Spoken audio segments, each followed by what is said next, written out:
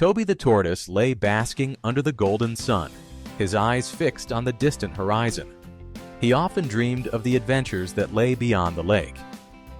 If only I could see what's on the other side. He mused aloud, unaware that his voice carried across the meadow. Gilda and Gerald, two graceful geese with feathers as white as snow, happened to hear his wistful thoughts as they glided down to the lake's edge. Perhaps we could help you, Toby, Gilda suggested, her eyes twinkling with kindness. Really? How? Toby asked eagerly, his heart racing with excitement. Gerald looked thoughtfully at the stick and said, "If you hold on to this stick with your mouth, we can carry you across. But you must promise to remain silent, Toby. It is crucial for your safety." Toby nodded vigorously, his eyes alight with anticipation. I promise, he declared, his mind already envisioning the wonders that awaited him.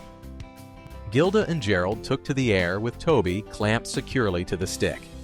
The world unfolded beneath them, a patchwork of blues and greens.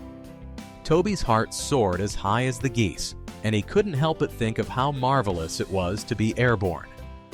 Look at me, flying high above the world, he thought, a sense of pride swelling within him. The thrill of the flight overwhelmed Toby, and despite his promise, he forgot himself. Isn't this amazing? I am the fastest tortoise there ever was, he exclaimed, unable to contain his excitement. Gilda and Gerald exchanged worried glances, but it was too late.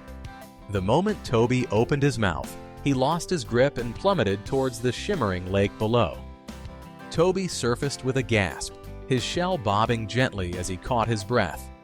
The realization of his mistake weighed heavier than the water. Gilda and Gerald circled back, landing gracefully beside him.